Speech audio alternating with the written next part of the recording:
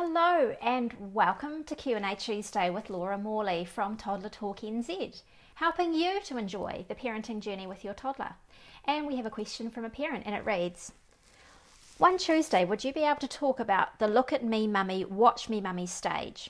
I find it hard to communicate with my son that I can't watch him throw every rock or every time he jumps out of the tree while I'm cooking dinner.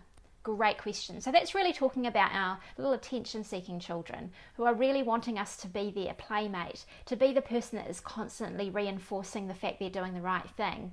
And wouldn't we all love that? We'd all love an audience of people that was cheering us on every day. And that is one of the roles that we as mothers and fathers do assume.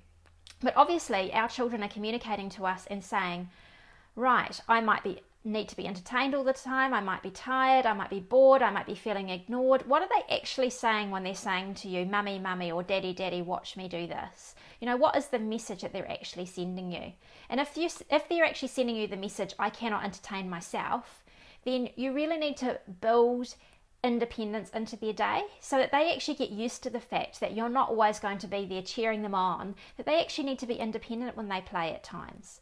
Now, you've got to temper that with having realistic expectations that they're not going to play independently all the time.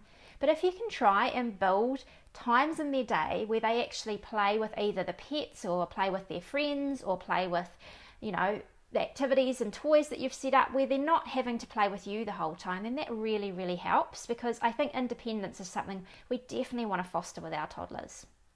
The other idea is actually giving your child some distraction so that instead of needing you all the time, they can actually be distracted by something else so that, you know, they're not always needing you to reinforce their behaviour.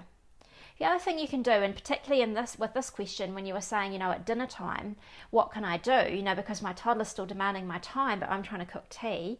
And what I'd probably recommend is that you try and get them involved, because really, they're just saying to you, please, will you give me attention?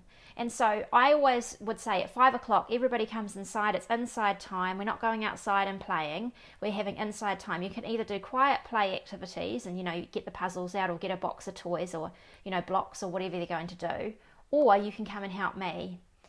So there'd be times where it was like, well, maybe they just have the Play-Doh on the bench and they're actually making something and I'm cooking while they're playing with their Play-Doh.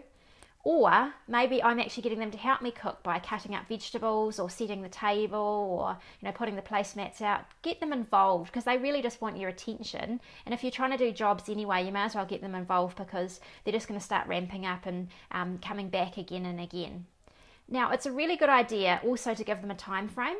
So it might be that you say to them, yes, I will come and watch you bouncing on the trampoline when I finish folding this washing, or when I finish my conversation with my friend that I have here. We'd love to come and watch you. So you're actually giving them like delayed gratification or delayed attention. So you're saying, I am going to give you attention and I have heard your request, but when you ask me for something, I'm not going to jump up and immediately give you attention straight away, and actually give them a time where it's like, yes, I will be giving you attention, but I'll do that in 2 minutes. And there's no point saying 2 minutes because they don't know what that means. So it's better to say, you know, something that they can see, like when the washing is all put away, then I'll come and watch you. Or when I've done this job, then I will come and watch. So I hope that makes sense for you. What I'd really, really love is I'd love you to share your ideas below of what's actually worked for your attention-seeking toddler's behaviour and what you find is actually something that would be real nugget of gold for helping this parent. So do comment below, and I'm going to have heaps more ideas and answering this question at toddlertalk.co.nz/blog. I'll see you there.